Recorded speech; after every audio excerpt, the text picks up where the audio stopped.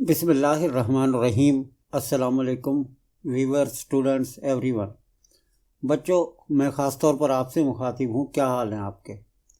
Dear students, 9th class math exercise 1.1 already हम पहले ही कर चुके हैं और आज हम एक्सरसाइज 1.2 और इससे पहले जो डेफिनेशंस हैं इनको देखेंगे। तो आपने मेरे साथ रहना है, तवज्जो से इन डेफिनेशंस को देखना है कि मैंने ये बड़ी मुख्तसर शॉर्ट करके मगर परफेक्ट डेफिनेशंस आपके लिए बनाई हैं। ये इंग्लिश मीडियम, उर्दू मीडियम यानी दोनों तरह के मीडियम के लिए हैं। तो आइए शुरू करते हैं। तो सबसे पहले हम डेफिनेशंस को देख लेते हैं। यहाँ आपके लिए 12 मैट्रिसेस की जो टाइप्स हैं या अक़साम हैं वो दी गई हैं और इनमें सबसे पहले है रो मैट्रिक्स। उर्दू में कतारी कालिब कहते हैं। बहरहाल उर्दू में भी हम इस डेफिनेशन को देखेंगे। A matrix is called row matrix if it has only one row. ऐसी मैट्रिसेस जिनमें सिर्फ एक ही रो होती है। आप यहाँ देखेंगे कि ये मैट्रिक्स एल है, 2 -1 7। रो एक ही है, कॉलम चाहे कितने भी हों लेकिन रो कतार एक ही होनी चाहिए। इसी तरह मैट्रिक्स एम है और एन है। तो आपने करना ये होगा कि डेफिनेशन के बाद आप ये 2-3 एग्जांपल लिख देंगे रो मैट्रिक्स की। तो ये इनका अगर चाहें तो साथ फिर ऑर्डर भी बता देंगे कि for example for example the matrices L, ये मैट्रिक्स एल हो गई, फिर ये एम हो गई और ये एन हो गई, are the row matrices of order 1/3। अब एल का जो ऑर्डर है ये 1/3 है कि एक रो है, 3 कॉलम है। इसी तरह 1/2 और 1/1 की ये 3 रो मैट्रिसेस की एग्जांपल्स हैं। आइए इस डेफिनेशन को उर्दू में देख लेते हैं।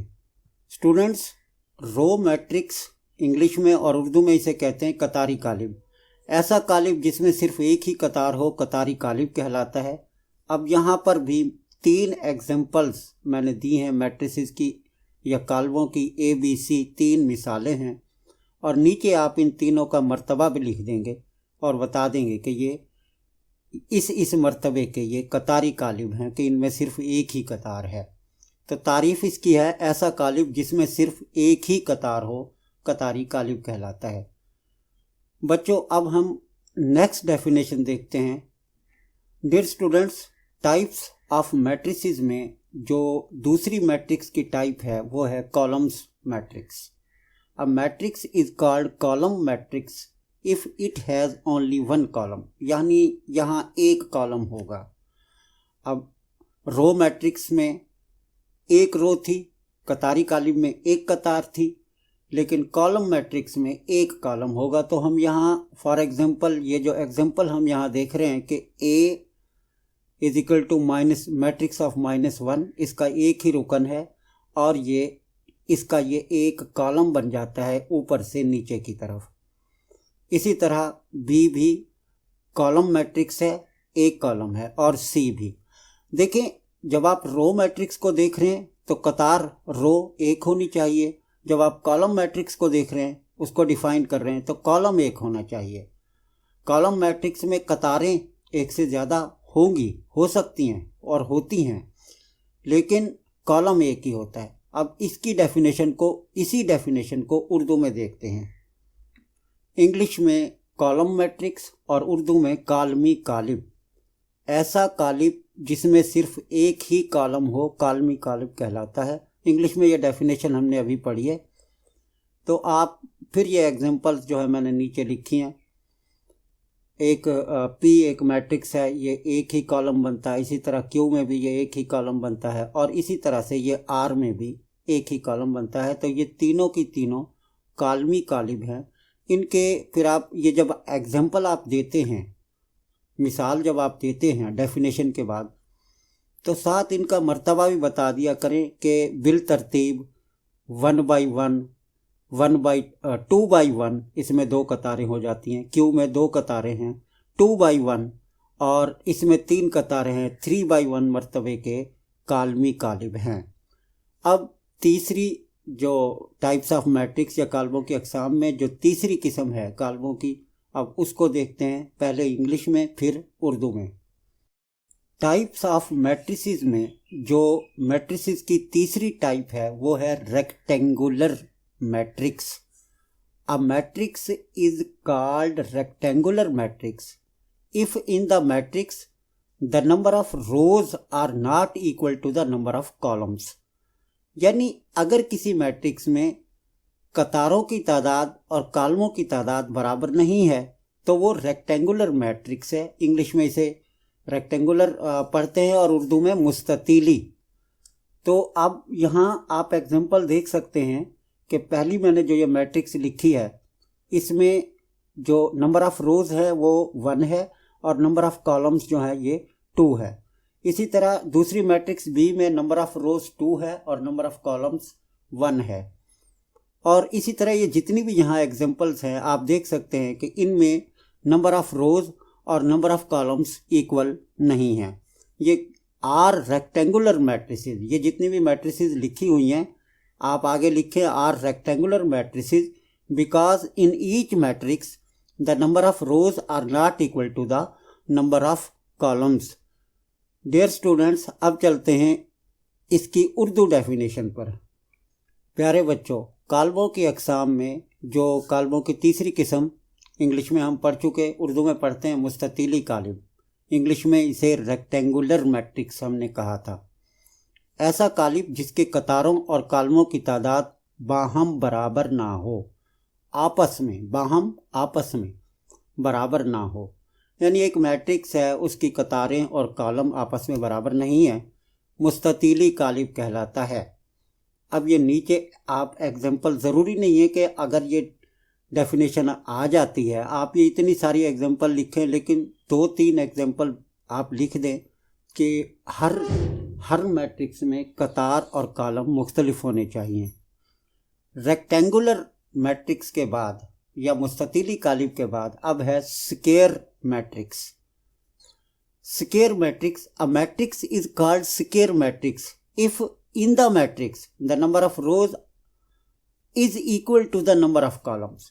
یعنی ریکٹینگولر میٹرکس میں تو یہ تھا کہ the number of rows are not equal to the number of columns، لیکن یہاں number of rows are equal to the number of columns, یعنی قطاروں اور کالموں کی تعداد برابر ہوگی تو یہ سکوئر میٹرکس ہوگی۔ اب یہاں فار ایگزامپل یہاں پہلی میٹرکس آپ دیکھتے ہیں قطاریں اور کالم، یعنی ایک قطار ہے اور ایک کالم ہے، 1/1 کی یہ سکوئر میٹرکس ہے۔ اسی طرح میٹرکس بی میں آپ دیکھیں 2 قطاریں ہیں اور اسی طرح یہ 2 ہی کالم ہیں، تو یہ 2/2 کا سکوئر میٹرکس ہے۔ اسی طرح میٹرکس سی کو آپ دیکھ لیں، یہ 3/3 کا سکوئر میٹرکس ہے کہ جتنی قطاریں ہیں اتنے ہی کالم ہیں۔ مربعی کالم، اب ظاہر ہے بچوں جو انگلش میں ہم نے ڈیفینیشن کی اس کی ٹرانسلیشن اردو میں کر دیں تو یہ اردو میں ڈیفینیشن بن جائے گی، ایسا کالم جس کے قطاروں اور کالموں کی تعداد باہم برابر ہو، باہم برابر نہ ہو تو مستطیلی اور باہم برابر ہو تو مربعی کالم کہلاتا ہے۔ اور یہ اسی طرح سے ایگزامپلز ہیں 1/1 کا یہ جو اے ہے یہ کالم اے ہے جو یہ مربعی کالم ہے۔ اسی طرح یہ جو کالم بی ہے یہ 2/2 مرتبے کا مربعی کالم ہے۔ اسی طرح یہ سی 3/3 مرتبے کا مربعی کالم ہے، کیونکہ ان کالموں میں قطاروں اور کالموں کی تعداد برابر ہے، اس لیے یہ مربعی کالم ہے۔ پیارے بچوں، اب چلتے ہیں اس کی 5ویں میٹریسز کی جو 5ویں ٹائپ ہے، نل اور زیرو میٹرکس، یہ اردو میں کہتے ہیں اسے صفری column. A matrix is called null or zero matrix if each of its entries is zero، یعنی ایک ایسی میٹرکس جس کی ہر انٹری، جس کا ہر رکن زیرو ہے، وہ نل میٹرکس یا زیرو میٹرکس کہلاتی ہے۔ Ordinary null matrices are denoted by او، عام طور پر یہ جو نل میٹریسز ہیں یا زیرو میٹریسز ہیں ان کو او سے ظاہر کیا جاتا ہے عام طور پر۔ اب یہاں کچھ ایگزامپل ہے، یہ ڈیفرنٹ آرڈر کی یہ نل میٹریسز ہیں، آپ دیکھ رہے ہیں हर मैट्रिक्स में जो भी यहाँ मैट्रिक्स लिखी हुई है उसकी जो हर एंट्री है वो 0 है। तो ये नल मैट्रिसेस हैं। और इन एग्जांपल्स को देने के बाद आप लिखेंगे आर द नल मैट्रिसेस और 0 मैट्रिसेस ऑफ ऑर्डर 1 by 1। ये पहली मैट्रिक्स का ऑर्डर 1 by 1 है। इसी तरह बी का ये नंबर 2 पर जो है ये 1 by 2 है और ये 2 by 1 ऑर्डर की नल मैट्रिक्स है। इसी तरह ये डी जो है ये 1 by 3 ऑर्डर की नल मैट्रिक्स है, एंड सो ऑन। इसकी डेफिनेशन को एक बार फिर देख लें। A matrix is called null और 0 matrix if each of its entries is 0। Ordinary null matrices are denoted by ओ।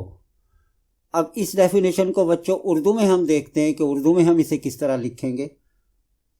सिफरी कालिब, ऐसा कालिब जिसका हर रुकन सिफर हो, सिफरी कालिब कहलाता है। हर रुकन यानी उसमें मैट्रिक्स में कालिब में जितने भी अरकान हैं और वो हर एक सिफर है। आमतौर पर सिफरी कालिब को ओ से ज़ाहिर किया जाता है। उसी तरह से नीचे ये एग्जांपल्स आ गई हैं और आप लिखेंगे कि ये तमाम मिसालों में दिए गए तमाम कालिब मुख्तलिफ मरातिब के सिफरी कालिब हैं। लेकिन अगर आप 2-3 एग्जांपल देते हैं और साथ उनका मर्तबा भी बता देते हैं कि इस तरह के मिसालों में दिए गए कालिब बिल तरतीब 1 by 1, 1 by 2, 2 by 1, 1 by 3, 3 by 1 और 2 by 2 के सिफरी कालिब हैं। तो मर्तबे में बच्चों आप ये जो कालिब का ऑर्डर होता है, मर्तबा होता है, ये कतारों और कालमों की तादाद से इसका तयन होता है। इस चैप्टर को जब हमने शुरू किया है तो पहली वीडियो में ये कालिब का मर्तबा हम पढ़ चुके हैं कि किस तरह नोट किया जाता है। छठी डेफिनेशन इसकी देखते हैं बच्चों, पहले इंग्लिश में और फिर उर्दू में। ट्रांसपोज ऑफ अ मैट्रिक्स, कालिब का transpose. A matrix which is formed, एक कालिब जो बनाया गया है, बाय टर्निंग बदल कर, all the rows of a given matrix, दी गई कालिब की तमाम कतारों को, इनटू कॉलम्स, कॉलम्स में बदल कर। यानी ये जो ट्रांसपोज ऑफ अ मैट्रिक्स है ये किस तरह हासिल की जाती है कि एक मैट्रिक्स जो हमें दी गई है अगर हम उसकी रोज़ को कॉलम्स में बदल दें, यानी उसकी जो कतारें हैं उनके कॉलम बना दें या उनके कॉलम को कतार बना दें, and vice versa. Vice versa बच्चों ये लातीनी ज़बान का लफ्ज़ है और इसका मतलब है और इसका उलट। यानी उलट किसका कि रोज़ को कालमों में बदल दें और इसका उलट है कालमों को रोज़ में बदल दें। तो बजाय वो पूरी लाइन लिखने के कालमों को रोज़ में बदल दें, by turning all the columns of a given matrix into rows, vice versa लिख दिया जाता है। तो इसका मतलब ये है कि इसका उलट भी किया जा सकता है। A matrix which is found by turning all the rows of a given matrix into columns and vice versa. अब फॉर एग्जांपल हम यहाँ एक एग्जांपल देखते हैं कि एक मैट्रिक्स ए है और इसमें हमें 2 रोज दी गई हैं। ये इसकी फर्स्ट रो है और ये इसकी सेकंड रो है। अब हम क्या करते हैं कि इन रोज को बदल के हम कॉलम बनाते हैं। अब ये मैट्रिक्स ए है, इसका ट्रांसपोज ए टी से शो किया जाएगा, ए टी से जाहिर किया जाएगा। और ये क्या होगा कि ये फर्स्ट रो जो है ये फर्स्ट कॉलम बन जाएगी और इसी तरह से ये जो सेकंड रो थी ये वाली, ये सेकंड कॉलम बन जाएगा। तो आप देख सकते हैं कि इस तरह से यानी रोज़ को कॉलम्स में चेंज करने से या कॉलम्स को रोज़ में चेंज करने से जो नई मैट्रिक्स बनती है वो पहली मैट्रिक्स का ट्रांसपोज कहलाती है। इसकी डेफिनेशन को एक दफ़ा फिर पढ़ लेते हैं। A matrix which is formed by turning all the rows of a given matrix into columns and vice versa. For example, ये एक मैट्रिक्स थी हमारे पास, A is a matrix of order 2 by 3. अब 2 by 3 इसका ऑर्डर है, 2 कतारें हैं और 3 कॉलम है। Then transpose of A, यानी इसका जो ट्रांसपोज है जो ये दी गई है, is denoted by AT. अब ट्रांसपोज को ऊपर छोटा सा T लिखकर शो किया जाता है, ऊपर टी लिखा हो तो समझ ले कि ये ट्रांसपोज है। एंड इट विल बी, और ये होगा। तो मैंने जैसे पहले समझाया کہ قطار کو کالم بنا دیں گے یا کالم کو قطار بنا دیں گے. دیکھیں کالم بھی قطار بنایا جا سکتا ہے. یہ 1 اور 2 فرسٹ کالم ہے اور یہ 1 اور 2 یہاں پر یہ فرسٹ رو بن گئی ہے. تو یہ آپ کی مرضی ہے کہ رو کو کالم میں چینج کرے یا کالم کو رو میں چینج کرے. جو نئی میٹرکس بنے گی وہ ٹرانسپوز ہوگی پہلی میٹرکس کا اور وہ چھوٹا سا اوپر ٹی ڈال کر اسے جو ہے یہ ظاہر کیا جاتا ہے. اسی ڈیفینیشن کو بچوں اردو میں دیکھتے ہیں. اب انگلش میں پڑھ لیا تو اردو میں کام زیادہ آسان ہو گیا ہے. ٹرانسپوز کالم، یہ کالموں کی اقسام میں یہ جو کالموں کی چھٹی قسم ہے ٹرانسپوز کالم. کسی کالم کی قطاروں کو کالموں یا کالموں کو قطاروں میں بدلنے سے حاصل ہونے والا کالم اس دیے گئے کالم کا ٹرانسپوز کہلاتا ہے. اب یہاں میں نے اگزامپل دی ہے کہ بی ایک 3/2 مرتبے کا ایک کالم ہے، یعنی اس کا آرڈر 3/2 ہے یا اس کا مرتبہ 3/2 ہے. 3 قطاریں ہیں، آپ دیکھ رہے ہیں کہ یہ 3 قطاریں ہیں اور یہ 2 کالم ہے. یہ اب 3/2 اس کا مرتبہ ہے تو اس کا ٹرانسپوز بی کے اوپر ٹی لگا کر شو کیا جائے گا. اور حاصل کس طرح ہوگا؟ جیسے میں نے پہلے بتایا کہ فرسٹ کالم فرسٹ رو بن جائے گی اور سیکنڈ کالم سیکنڈ رو بن جائے گی. تو یہ بی ٹی یعنی بی کا یہ ٹرانسپوز ہوگا. کسی کالم کی قطاروں کو کالموں میں یا کالموں کو قطاروں میں بدلنے سے حاصل ہونے والا کالم اس دیے گئے کالم کا ٹرانسپوز کالم کہلاتا ہے. بچوں یہ 6 ڈیفینیشن کمپلیٹ ہوئی. اب اس کی ہم نے 7ویں ڈیفینیشن دیکھنی ہے. کالموں کی اقسام میں یا ٹائپس آف میٹریسز میں 7th ٹائپ کیا ہے؟ ڈیئر اسٹوڈنٹس، میٹرکس کی جو نیکسٹ ٹائپ ہے وہ ہے negative of a matrix. Late a matrix A, فرض کیا ایک میٹرکس اے ہے. اب ضرور نہیں بچوں یہ اے ہو، بی ہو سکتی ہے، سی ہو سکتی ہے، کوئی بھی میٹرکس جو آپ کو دی جاتی ہے اس کا نیگیٹو کس طرح لیا جاتا ہے یہ طریقہ یا یہ ڈیفینیشن آپ کو یہاں ملے گی. Late a matrix A it's negative matrix will be -A، یعنی ایک میٹرکس اے ہے اس کا نیگیٹو -A ہوگا. جیسے ایک نمبر 2 ہے اس کا نیگیٹو -2 ہوگا. وچ از obtained، جو کہ حاصل کی جاتی ہے بائی چینجنگ دا سائنس، علامات کو تبدیل کر کے، آف آل انٹریز آف اے. جو میٹرکس ہمیں دی گئی تھی اس کی اگر ہم تمام ارکان کی علامتوں کو بدل دیں تو جو نیا میٹرکس حاصل ہوگا وہ پہلے میٹرکس کا منفی یا نیگیٹو میٹرکس ہوگا.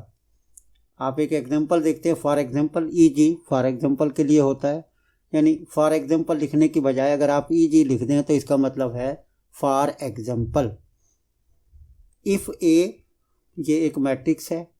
اب آپ دیکھ رہے ہیں کہ یہ 2/3 آرڈر کی ایک میٹرکس ہے.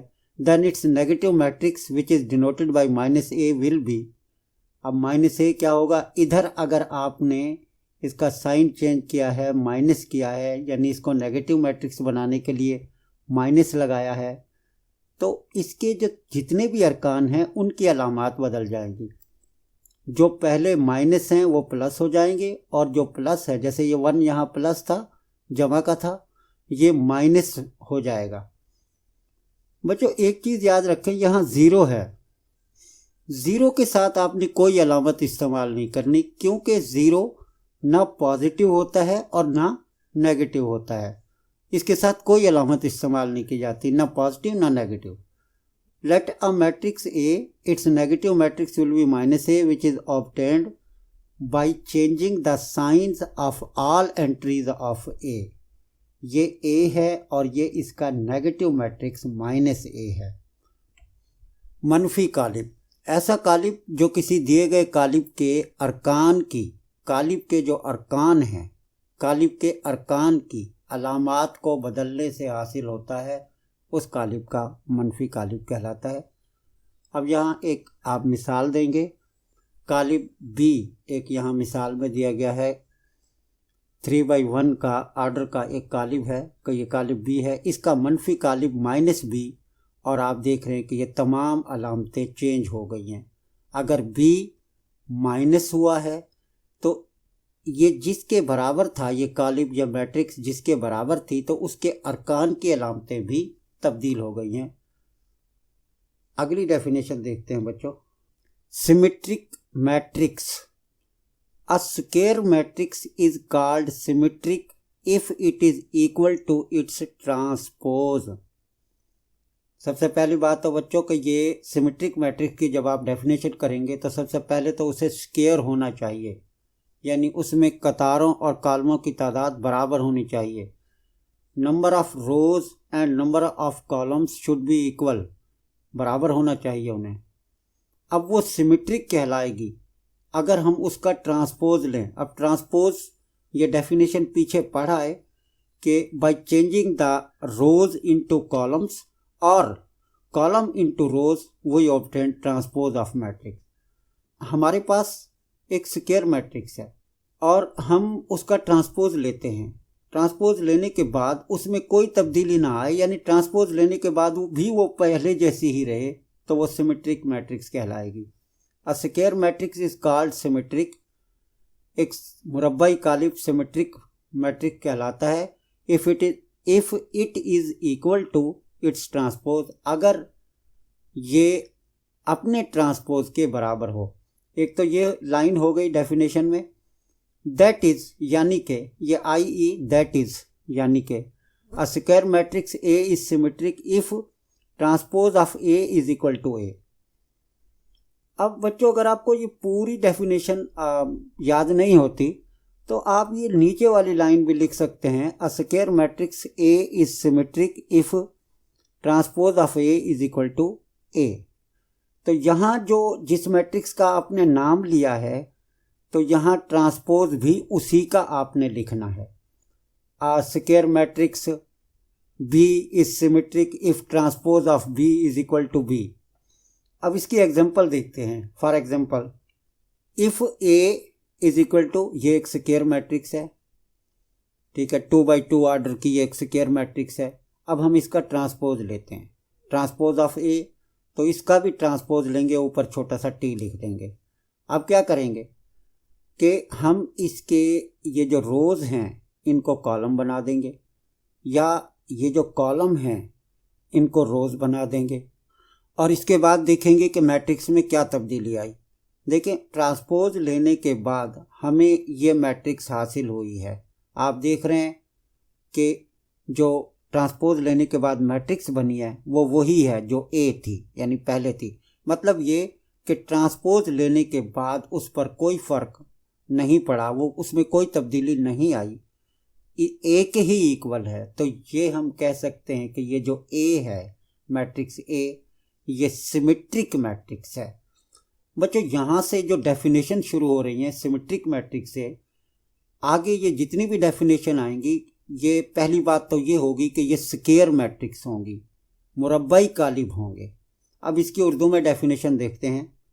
ڈیئر اسٹوڈنٹس، یہ چھوٹی سی ڈیفینیشن ہے۔ ایک مربعی قالب اے سیمیٹرک قالب ہوتا ہے اگر ٹرانسپوز آف اے برابر ہے اے۔ نیچے مثال آپ ایک دیں گے، مثلاً اے برابر ہے 1-2 پہلی قطار اور 2 ایک دوسری قطار، ایک سیمیٹرک قالب ہے، کیونکہ اب آپ اس کی وجہ بتائیں گے کہ آپ نے اے کا ٹرانسپوز لیا، ٹرانسپوز آف اے، اور پھر یہ جس کے برابر تھا اس کے اوپر بھی ٹی لکھنا ہے، تو یہ ٹرانسپوز آف۔ اب یہاں ٹرانسپوز کا عمل کیا ہوگا کہ یہ فرسٹ رو ہے، یہ فرسٹ کالم بن گیا، اس کے بعد یہ سیکنڈ رو ہے، یہ سیکنڈ کالم بن گیا، یہ ٹرانسپوز ہو گیا۔ اب یہ ٹرانسپوز اسی اے کے برابر ہے، تو یہ ہم کہہ سکتے ہیں کہ یہ اے جو ہے سیمیٹرک قالب ہے، سیمیٹرک میٹرکس ہے۔ ایک مربعی قالب اے سیمیٹرک قالب ہوتا ہے اگر ٹرانسپوز آف اے برابر ہو اے کے، یعنی اس کا ٹرانسپوز اسی کے برابر ہو۔ اب بچوں اگلی ڈیفینیشن دیکھتے ہیں۔ ڈیئر اسٹوڈنٹس، نیکسٹ ڈیفینیشن ہے skew symmetric matrix. A square matrix A is called skew symmetric matrix if transpose of A is equal to -A، یعنی ایک میٹرکس کا ٹرانسپوز لیا گیا تو وہ اس کے منفی قالب کے برابر آیا ہے، ٹرانسپوز اس کے منفی कालिब के बराबर आया है। सिमेट्रिक मैट्रिक्स तो ये थी कि उसका ट्रांसपोज उसी के बराबर आया था, उसके मंफी कालिब के नहीं, उसी के बराबर आया था, तो वो सिमेट्रिक थी। स्क्यू सिमेट्रिक ये है कि कालिब तो वही आता है लेकिन हर रुकन की जो अलामत है वो तब्दील हो जाती है, यानी मंफी कालिब बन जाता है।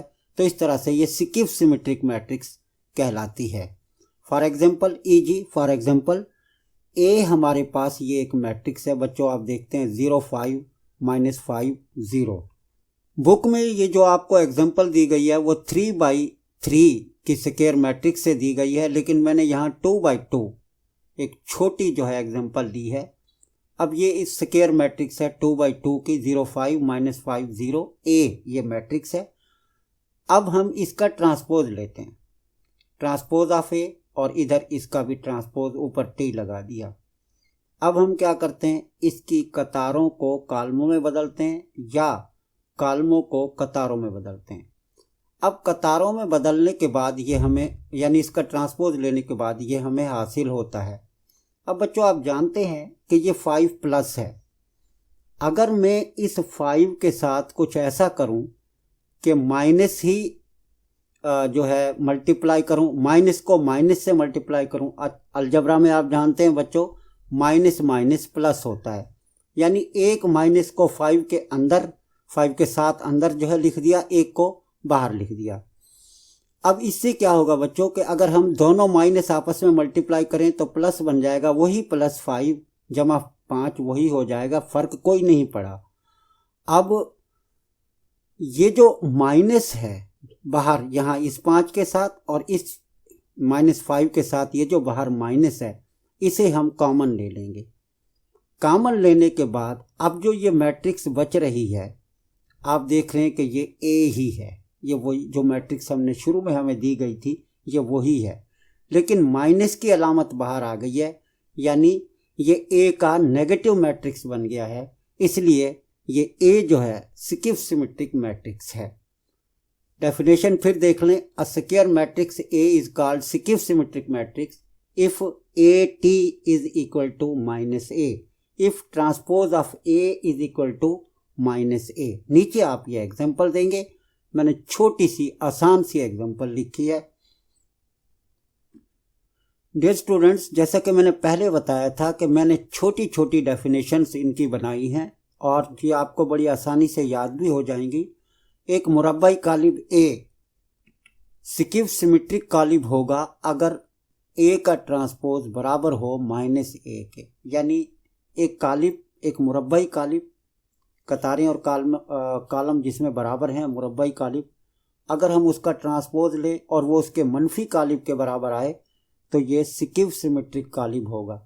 नीचे एक और एग्जांपल मैंने दी है। अब ये एक मुरब्बाई कालिब है 2/2 मरतबे का। अब यहाँ हम इसका ट्रांसपोज लेते हैं, ये मुरब्बाई कालिब, ये स्क्यू सिमेट्रिक कालिब है। क्यों? हमने इसका ट्रांसपोज लिया। अब ट्रांसपोज लेने के बाद सिर्फ आपने ये करना होता है कि ये जो +3 है, जमा का 3 है, एक माइनस इसके अंदर ब्रैकेट में अंदर इसके साथ लिख दें, एक बाहर, और माइनस माइनस प्लस होता है, फ़र्क भी कोई नहीं पड़ा, यानी कोई फ़र्क नहीं पड़ा।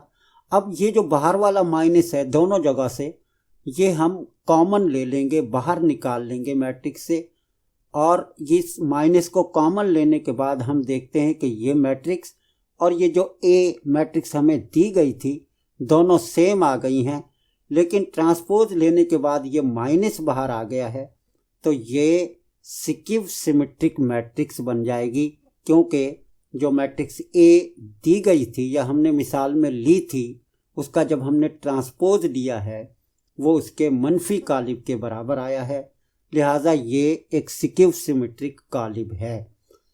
तो ये बच्चों फिर याद रख लें कि सिमेट्रिक कालिब से, यानी जो 8वीं कालिबों की किस्म जो थी सिमेट्रिक कालिब, यहाँ से ये जितनी भी आगे तारीफ़ें आएंगी ये मुरब्बाई कालिब पहले होंगे, उसके बाद ये आगे तारीफ़ होगी। एक मुरब्बाई कालिब ए स्क्यू सिमेट्रिक कालिब होगा अगर ए का ट्रांसपोज बराबर हो उसके मनफी कालिब के, -a के।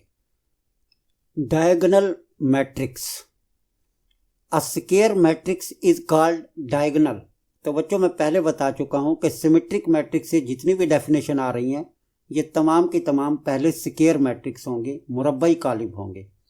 अ square matrix is called diagonal if at least its one diagonal entry is non zero and other non diagonal entries are zero. समझाता हूँ मैं बच्चों, एक मुरब्बाई कालिब डायगोनल कालिब कहलाएगा, डायगोनल मैट्रिक्स कहलाएगी इफ एट लीस्ट, उसमें अगर उसमें कम अज कम one diagonal entry is non zero, एक डायगोनल रुकन सिफर ना हो, नॉन जीरो हो, and other non diagonal entries, और बाकी दूसरी जो गैर डायगोनल अरकान हैं वो ज़ीरो हों। अब बच्चों मैं आपको समझाता हूँ कि ये डायगोनल एंट्रीज कौन सी हैं और नॉन डायगोनल एंट्रीज कौन सी हैं। डियर स्टूडेंट्स, ये मैंने एग्जाम्पल्स में दो मैट्रिसेस लिखी हैं ए और बी, और ये दोनों स्क्वायर मैट्रिक्स हैं, यानी इनमें नंबर ऑफ रोज और नंबर ऑफ कॉलम्स इक्वल हैं। स्टूडेंट्स आप देखते हैं कि ये जो मैट्रिक्स ए है, पहली मैट्रिक्स, इसमें जो फर्स्ट एंट्री है या पहला रुकन है वो ये ज़ीरो है और आखिरी रुकन इसका ये 2 है। अब फर्स्ट एंट्री से हम लास्ट एंट्री तक ऐसे तिरछा चलते हैं, तो ये जो 3 अरकान हैं, ये जो 3 एंट्रीज हैं, ये डायगोनल एंट्रीज कहलाती हैं, और बाकी इसकी जितनी भी एंट्रीज हैं या जितने भी अरकान हैं, एलिमेंट्स हैं, वो नॉन डायगोनल कहलाती हैं। अब यहाँ पर ये जो है डायगोनल एंट्रीज होंगे, ठीक है। पहले इसे स्क्वायर मैट्रिक्स होना चाहिए, नंबर ऑफ रोज और नंबर ऑफ कॉलम्स इक्वल होने चाहिए। फिर पहली एंट्री से आखिरी एंट्री तक तिरछा ये जो आप लाइन खींचेंगे, तिरछी ये जो लाइन खींचेंगे, ये इस लाइन पर जो भी एंट्रीज या जो भी अरकान होंगे वो डायगोनल होंगे। उर्दू में इन्हें कहते हैं वतरी अरकान, इंग्लिश में डायगोनल एंट्रीज। अब तारीफ के मुताबिक अ square matrix is called diagonal if at least its one diagonal entry is non zero. यहाँ हम देखते हैं ये 3 डायगोनल एंट्रीज हैं, इनमें से 2 नॉन जीरो हैं, 1 जीरो हैं। ये तीनों भी नॉन जीरो हो सकती थी और 2 भी नॉन जीरो हो सकती हैं। At least one diagonal entry is non zero, यानी कम से कम एक को गैर सिफर होना चाहिए, यानी ये 3 भी सिफर हो जाता और यहाँ ये 2 होता, तब भी ये डायगोनल मैट्रिक्स थी कि एक डायगोनल एंट्री नॉन जीरो कम से कम होनी चाहिए। बाकी ये जो नॉन डायगोनल एंट्रीज हैं ये तीनों ज़ीरो हैं, और ये तीनों भी नॉन डायगोनल एंट्रीज हैं, ये भी ज़ीरो हैं, and other non diagonal entries are zero. A square matrix is called diagonal if at least its one diagonal entry is non-zero and other non-diagonal entries are zero। तो यहाँ पर ये 2 non-diagonal entries हैं, दोनों zero हैं, ठीक है। तो इस तरह से ये डायगोनल मैट्रिक्स बन जाती है। अब यहाँ नीचे ये जो 2 एग्जाम्पल दी हैं तो इनको बता दें कि are 2 diagonal matrices of order 3/3, इस पहली का ऑर्डर 3/3 है और दूसरी का 2/2 है रिस्पेक्टिवली, बिल तरतीब। उर्दू में इस डेफिनेशन को देखते हैं कि किस तरह की जाएगी। वतरी कालिब, ऐसा मुरब्बाई कालिब जिसके वतरी अरकान का कम से कम एक रुकन गैर सिफर और तमाम गैर वतरी अरकान सिफर हों, वतरी कालिब कहलाता है। उर्दू के लिए यह तारीफ हो गई।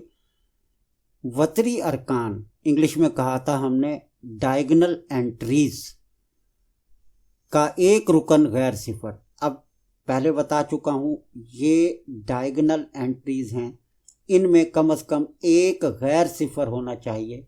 यहाँ पर ये 2 गैर सिफर हैं, ठीक है। तो ये 2 सिफर हो सकते थे, ये तीनों भी गैर सिफर हो सकते हैं, यानी तीनों भी ज़ीरो नहीं हो सकते, तीनों कोई भी नंबर, कोई भी कुछ और हो सकते हैं ज़ीरो के अलावा। और यहाँ ये जो है पहले बता चुका हूँ कि ये गैर वतरी अरकान हैं, इनको ज़ीरो होना चाहिए वतरी कालिब के लिए। इसी तरह ये दूसरी 2x2 ऑर्डर की ये भी एक वतरी कालिब है, और ये 3x3 मरतबे का ये वतरी कालिब है।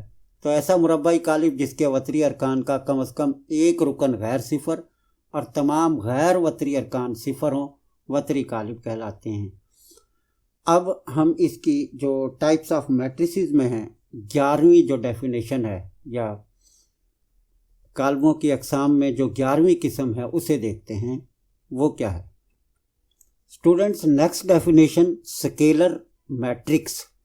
अ diagonal matrix is called scalar matrix. अब डायगोनल मैट्रिक्स की अभी हम डेफिनेशन पढ़ के आए, ये डायगोनल एंट्रीज हैं ये, ठीक है। तो पहले तो ये डायगोनल मैट्रिक्स होनी चाहिए, वतरी कालिब इसे होना चाहिए। ये स्केलर कब बनेगा? जब इसकी तमाम डायगोनल एंट्रीज आर सेम, एक जैसी होंगी और ज़ीरो नहीं होंगी। ज़ीरो तो बच्चों हो ही नहीं सकती तमाम की तमाम, कि अगर ये ज़ीरो हो गई तो फिर ये डायगोनल भी नहीं रहेगा, फिर तो ये ज़ीरो या नल मैट्रिक्स बन जाएगा। तो ये एक जैसी हैं अगर हैं, यहाँ मैंने एक मैट्रिक्स के को लिखा है और इसकी जो डायगोनल एंट्रीज हैं वो के हैं। अब के जो है, एक तो ये 1 नहीं होगा, ये जो कांस्टेंट के है यहाँ, एक तो ये 1 नहीं होगा, दूसरा ये 0 नहीं होगा।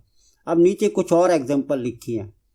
पहले तो ये डायगोनल मैट्रिक्स है कि डायगोनल एंट्रीज जो है कम अज़ कम एक नॉन ज़ीरो है, लेकिन इसमें कोई भी ज़ीरो नहीं होगी स्केलर मैट्रिक्स में, और सेम होंगी। ये 2 2 2 और ये 3, और ये 1/1 का स्केलर मैट्रिक्स है, इसकी ये एंट्री 4 है।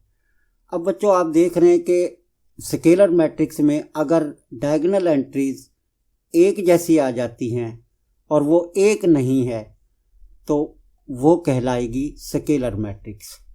ये तीनों डायगोनल एंट्रीज 2 हैं और स्क्वायर मैट्रिक्स है, 3x3 ऑर्डर का ये स्केलर मैट्रिक्स है, ये 2x2 ऑर्डर का स्केलर मैट्रिक्स है, और ये 1/1 ऑर्डर का स्केलर मैट्रिक्स है। बच्चों उर्दू में ये डेफिनेशन इंग्लिश में करने के बाद उर्दू में ज़्यादा आसान हो गई है। ऐसा वतरी कालिब जिसके तमाम वतरी अरकान गैर सिफर और एक जैसे हों। पहले तो मैंने ये वही एग्जांपल लिखी है कांस्टेंट के वाली, ये वतरी अरकान में के है एक जैसा। नीचे जो एग्जांपल लिखी है ये -1 -1 -1। बच्चों मैंने अभी बताया कि ये जो वतरी अरकान हैं एक तो 0 नहीं होंगे और 1 नहीं होंगे, यहाँ लिखा है, जबकि के जो है ये 0 और 1 नहीं होगा। -1 हो सकता है, +1 नहीं होगा। इसी तरह से ये दूसरा स्केलर कालिब है और ये तीसरा स्केलर कालिब है, और इनके ऑर्डर हैं बिलतरतीब 3x3, 2x2 और 1/1 के स्केलर कालिब हैं। सबसे अहम डेफिनेशन, एग्जाम्पल लिखना कोई मसला नहीं है ज़्यादा। ऐसा वतरी कालिब जिसके तमाम वतरी अरकान गैर सिफर और एक जैसे हों, स्केलर कालिब। स्केलर कालिब में वतरी अरकान एक जैसे होंगे। जितने भी वतरी अरकान हैं, 2 हैं, 3 हैं या 1 है, वो तमाम एक जैसे होंगे। अब इसकी आखिरी डेफिनेशन देखते हैं बच्चों, identity matrix. A diagonal matrix is called identity or unit matrix if all diagonal entries are 1. It is denoted by I, capital I, बड़े I से जाहिर किया जाता है। देखिए बच्चों, अभी पीछे हमने स्केलर मैट्रिक्स की तारीफ पढ़ी थी। अगर ये डायगोनल एंट्रीज 1 के अलावा कुछ और हों, जैसे ये सारी 2 हों, -1 हो, फिर ये स्केलर मैट्रिक्स बन जाएगी। लेकिन अगर ये डायगोनल एंट्रीज 1 हैं, 1 हैं सारी, यानी ये जो वतरी एलिमेंट्स हैं, वतरी अरकान हैं, डायगोनल एलिमेंट्स हैं, ये डायगोनल एंट्रीज हैं, अगर ये 1 हैं तो ये आइडेंटिटी मैट्रिक्स या यूनिट मैट्रिक्स कहलाएगी। और अगर 1 के अलावा कुछ और हैं तो ये स्केलर मैट्रिक्स होगी। अब ये ऑर्डर 3x3 की जो है आइडेंटिटी मैट्रिक्स है, ये ऑर्डर 2x2 है इस आइडेंटिटी मैट्रिक्स का, और ये इसका जो ऑर्डर है 1/1 है। A diagonal matrix is called identity or unit matrix if all diagonal entries are 1 and it is ordinarily denoted by I। इसे अमूमन I से जाहिर किया जाता है, जब हम सवालात करेंगे मशकों में तो इसे आई से ही हम ज़ाहिर करेंगे। यहाँ ABC से ज़ाहिर किया गया है। डियर स्टूडेंट्स, उर्दू में ये तारीफ़ इस तरह से होगी, वहदानी या ज़रबी ज़ाती कालिब, और इंग्लिश में हमने पढ़ा था आइडेंटिटी और यूनिट मैट्रिक्स। एक वतरी कालिब वहदानी या ज़रबी ज़ाती कालिब कहलाता है अगर उसके तमाम वतरी अरकान एक हो। वहदानी कालिब को आई से ज़ाहिर किया जाता है। नीचे उसी तरह से ये एग्जांपल आ गई, इसकी तो सेम एग्जांपल वही होंगी जो इंग्लिश की तारीफ़ में हमने दी हैं। तो बच्चों, इस तरह से ये तमाम डेफिनेशन कंप्लीट हुई हैं। अब हम एक्सरसाइज कर लेते हैं 1.2। डियर स्टूडेंट्स, हमने एक्सरसाइज 1.2 से पहले तमाम जो टाइप्स ऑफ मैट्रिसेस थी, ये जो कॉलमों की अक़साम थी, हमने कर ली हैं। अब हम एक्सरसाइज 1.2 को करते हैं। एक्चुअली ये जो एक्सरसाइज 1.2 है, ये जो हमने टाइप्स ऑफ मैट्रिसेस पढ़ी हैं, उन्हीं की रिवीजन है, उन्हीं की दोहराई है। यहाँ पहला सवाल है, from the following matrices identify unit matrices, row matrices, column matrices and null matrices. अब उर्दू मीडियम के बच्चों के लिए ये सवाल बन जाएगा कि दर्ज झेल कालमों से वहदानी कालिब, कतारी कालिब, कालमी कालिब और सिफरी कालिब की शनाख्त करें। अब बच्चों, हम आते हैं, सवाल देखते हैं। ये हमें 1 2 3 4 5 6 मैट्रिसेस दी गई हैं। सबसे पहले उसने कहा यूनिट मैट्रिसेस यानी वहदानी कालिब। आइडेंटिटी मैट्रिक्स वो मैट्रिक्स होती है जिसके डायगोनल एंट्रीज 1 होती हैं। तो हम यहाँ देखते हैं कि पहले वो स्क्वायर मैट्रिक्स हो, ये स्क्वायर मैट्रिक्स है लेकिन डायगोनल एंट्रीज 1 नहीं है। यहाँ दूसरी स्क्वायर मैट्रिक्स ये है, इसकी डायगोनल एंट्रीज 1 है। तो इसका मतलब है हम लिखेंगे D इज़ अ, D यानी ये पूरी मैट्रिक्स लिख देंगे, इज़ अ यूनिट मैट्रिक्स। नीचे मैंने जवाब भी लिखे हैं, जवाब पर भी हम जाते हैं। पहले हम ऐसे ही इसकी दोहराई कर लेते हैं। अब इसके अलावा यूनिट मैट्रिक्स कोई और नहीं है सिवाय D के। नेक्स्ट हमसे पूछा गया है कतारी कालिब, रो मैट्रिसेस। एक ही कतार हो, जिन मैट्रिसेस में एक ही कतार हो। हम देखते हैं कि ये जो मैट्रिक्स B है, ये जो कालिब B है, इसमें एक ही कतार है, ये रो मैट्रिक्स है। इस तरह ये जो मैट्रिक्स E है, ये भी रो मैट्रिक्स है, एक ही कतार है। तो ये तो रो मैट्रिक्स हो गई 2 यानी B और E। इसके बाद है कॉलम मैट्रिसेस। अब कॉलम मैट्रिसेस में हम देखेंगे कि जिनमें एक ही कॉलम हो, तो ये एक ही कॉलम है इस C में और इसके अलावा इस F में। और ये जो मैट्रिक्स E है, यानी मैट्रिसेस C, E और F, ये 3 कॉलम मैट्रिसेस हैं। और आखिरी जो हमसे पूछा गया कि नल मैट्रिसेस भी इसमें से हमें बतानी है। अब नल मैट्रिसेस वो मैट्रिक्स नल मैट्रिक्स होगी या सिफरी कालिब होगा जिसके तमाम अरकान सिफर होंगे। अब यहाँ हम देखते हैं कि ये जो मैट्रिक्स A है, ये मैट्रिक्स, इसके ऑल एंट्रीज 0 हैं। इसी तरह मैट्रिक्स E जो है, इसके भी ऑल एंट्रीज 0 हैं। तो ये 2 नल मैट्रिसेस हैं या सिफरी कालिब हैं। अब हम इसके जवाबात देख लेते हैं। जैसा कि अभी हमने डिस्कस किया, matrix D is a unit matrix. English medium वाले बच्चे सॉल्यूशन में इसे इस तरह लिख देंगे और उर्दू वाले लिख देंगे कि कालिब D एक वहदानी कालिब है। इसी तरह से B और E रो मैट्रिसेस थी, यानी B और E कतारी कालिब। कालिब C, E, F कालमी कालिब थे, ये R column matrices. English medium में इस तरह बच्चे लिखेंगे। और matrix A and E is a zero और नल मैट्रिक्स। तो बच्चों, ये पहला सवाल कंप्लीट हुआ। अब इसका दूसरा सवाल देखते हैं और उसको हल करते हैं। Dear students, second question, from the following matrices identify. मंदरजा झेल कालमों से शनाख्त करें स्क्वायर मैट्रिसेस, मुरब्बाई कालिब, रेक्टेंगुलर मैट्रिसेस, मुस्ततीली कालिब, रो मैट्रिसेस, कतारी कालिब, कॉलम्स मैट्रिसेस, कालमी कालिब, आइडेंटिटी मैट्रिसेस यानी वहदानी या ज़रबी ज़ाती कालिब, नल मैट्रिसेस।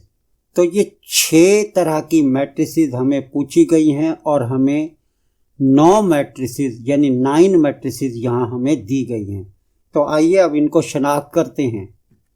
प्यारे बच्चों, अभी हमने ये सारी डेफिनेशन पढ़ी हैं। तो सबसे पहले स्क्वायर मैट्रिक्स को देखते हैं। A matrix in which the number of rows are equal to the number of columns. तो स्क्वायर मैट्रिक्स के लिए, मुरब्बाई कालिब के लिए, सबसे पहले हमें ये करना है कि उन मैट्रिसेस को देखना है, उन कॉलमों को देखना है जिनमें कतारों और कॉलमों की तादाद बराबर है।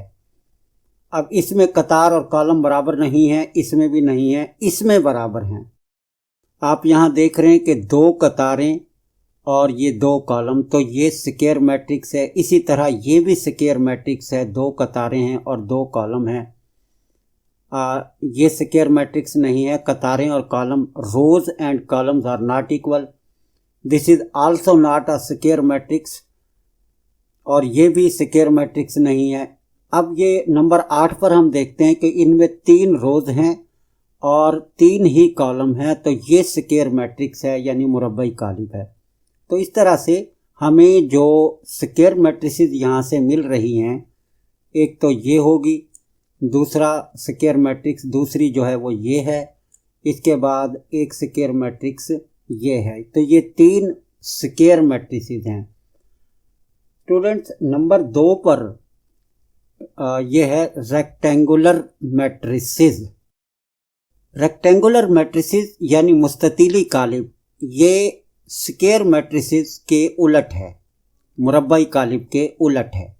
यानी इसमें इस तरह की मैट्रिसेस में, रेक्टेंगुलर मैट्रिसेस में, जो नंबर ऑफ रोज है वो नंबर ऑफ कॉलम के इक्वल नहीं होता। अब हमने उन मैट्रिसेस को, उन कॉलमों को देखना है जिनमें कतारों और कॉलमों की तादाद बराबर नहीं है। तो ये पहली मैट्रिक्स जो है हम देखते हैं कि 2 कतारें 3 कॉलम हैं, ये रेक्टेंगुलर मैट्रिक्स है। इसी तरह नंबर 2 3 कतारें 1 कॉलम, ये भी रेक्टेंगुलर मैट्रिक्स है। अब 3 और 4 को छोड़ दें कि ये तो स्क्वायर हो गई। नंबर 5 पर आप देखें कि 3 रोज हैं, 3 कतारें हैं और 2 कॉलम हैं, तो ये भी रेक्टेंगुलर मैट्रिक्स है। इसी तरह नंबर 6 पर ये जो मैट्रिक्स दी गई है रेक्टेंगुलर मैट्रिक्स है, 1 कतार है, 3 कॉलम है इसमें। इसी तरह नंबर 7 ये भी रेक्टेंगुलर मैट्रिक्स है, 3 कतारें हैं और 1 कॉलम है। 3/1 इसका ऑर्डर है, रेक्टेंगुलर मैट्रिक्स है। और आखिरी ये जो है ये भी रेक्टेंगुलर मैट्रिक्स है, 3 रोज हैं और 2 कॉलम हैं। तो बच्चों, अब हम डिटेक्ट कर लेते हैं, निशान लगा लेते हैं कि कौन कौन सी रेक्टेंगुलर मैट्रिसेस हैं।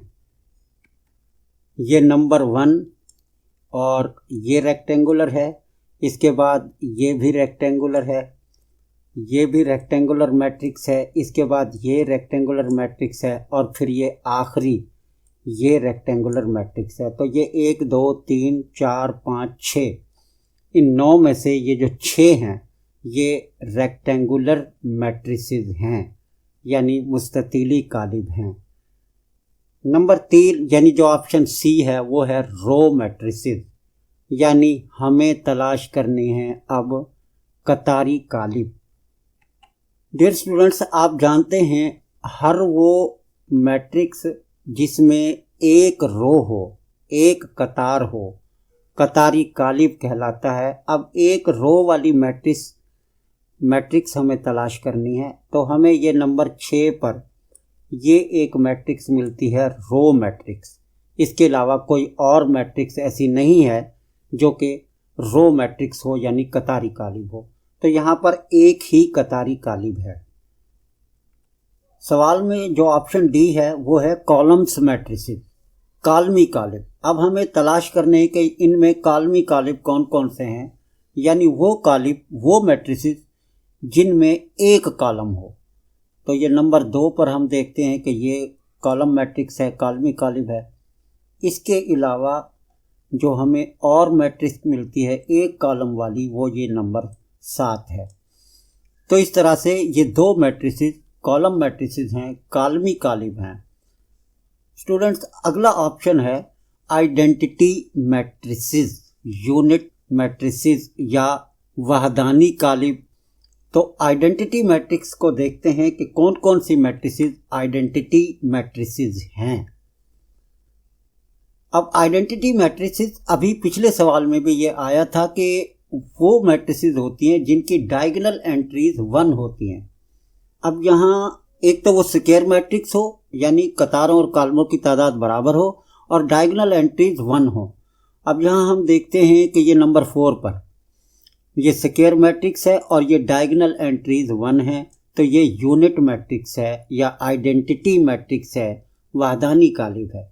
स्टूडेंट्स हमारे पास जो आखिरी ऑप्शन है वो है नल मैट्रिसेस, यानी वो मैट्रिसेस हमें देखनी है जिनका हर रुकन, हर एंट्री 0 है। हर रुकन 0 तो हमें ये आखिरी मैट्रिक्स नज़र आती है, ये नल मैट्रिक्स है यानी सिफरी कालिब है। अब बच्चों इसके जवाब देख लेते हैं कि जवाब आपने किस तरह लिखना है। डियर स्टूडेंट्स, इनके जो जवाबात हैं वो हमने सवाल में ही आइडेंटिफाई तो कर लिए थे, लेकिन आपने इनको लिखना इस तरह है। स्क्वायर मैट्रिसेस, अच्छा यहाँ इक्वल डालना है आपने और फिर आगे ये तीनों स्क्वायर मैट्रिसेस लिख लेनी है। उर्दू वाले बच्चे जो हैं मुरब्बाई कालिब उर्दू में लिखेंगे, आगे इक्वल डाल के और इन तीनों मैट्रिसेस को लिख देंगे। इसी तरह ये रेक्टेंगुलर मैट्रिसेस हैं, ये 5, 1 2 3 4 5 6, बल्कि 6 ही हमने पीछे डिस्कस की थी, तो ये 6 रेक्टेंगुलर मैट्रिसेस हैं यानी मुस्ततिली कालिब हैं। और रो मैट्रिसेस यानी कतारी कालिब एक ही है। इसके बाद जो कॉलम मैट्रिसेस थी, कालमी कालिब, वो ये 2 थे। आइडेंटिटी मैट्रिक्स या वहदानी कालिब ये, और ये फिर सिफरी कालिब। बच्चों ये सवाल कंप्लीट हुआ। अब इसका अगला सवाल देखते हैं हम और अगले सवाल को हल करते हैं। बच्चों नेक्स्ट क्वेश्चन जो अगला सवाल है, from the following matrices identify diagonal, scalar and unit matrices.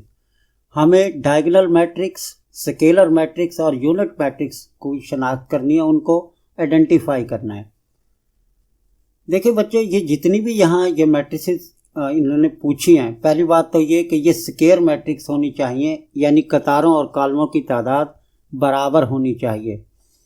फिर इनके डायगोनल एंट्रीज देखनी पड़ेंगी, स्केलर में भी, यूनिट में भी, डायगोनल में भी। अब डायगोनल मैट्रिक्स की हमने डेफिनेशन पढ़ी थी कि डायगोनल एंट्रीज में कम से कम एक गैर सिफर हो। अब हम देखते हैं कि ये तमाम की तमाम स्क्वायर मैट्रिक्स हैं, 2x2 ऑर्डर की ये स्क्वायर मैट्रिक्स हैं, 2x2 मरतबा के ये मुरब्बाई कालिब हैं। अब यहाँ पर जो डायगोनल एंट्रीज 4 और 4 हैं, कम से कम एक गैर सिफर होना चाहिए, ये दोनों गैर सिफर हैं, डायगोनल बन गई। इसी तरह ये 2 - 1, ये दोनों डायगोनल एंट्रीज नॉन ज़ीरो हैं, और नॉन डायगोनल एंट्रीज ये 2 ये 0 हैं, तो ये भी डायगोनल बन गई। इसी तरह 1 और 1 ये भी डायगोनल है, और ये जो D है एक डायगोनल एंट्री नॉन ज़ीरो है, ये जो 3 है, तो ये भी डायगोनल है। 5 - 3 2 बन जाएगा, 1 + 1 2 बन जाएगा, तो ये भी डायगोनल है। देखिए डायगोनल तो ये सब हैं। अब इनमें से स्केलर कौन सी है, यूनिट कौन सी है, ये अब आगे हम शनाख्त करते हैं। अब स्केलर मैट्रिक्स को देखते हैं, स्केलर कालिब देखते हैं। तो स्केलर कालिब की तारीफ थी कि डायगोनल एंट्रीज एक जैसी होनी चाहिए, यानी जो वतरी अरकान हैं वो एक जैसे होंगे तो वो स्केलर कालिब होगी। वो डायगोनल मैट्रिक्स जिसकी डायगोनल एंट्रीज सेम होंगी, एक जैसी होंगी। अब मैट्रिक्स ए जो है, ये दोनों जो एंट्रीज हैं, ये जो दोनों अरकान हैं एक जैसे हैं, तो ये स्केलर बन जाएगा। ये दोनों अरकान एक जैसे नहीं हैं, तो मैट्रिक्स बी स्केलर कालिब नहीं है।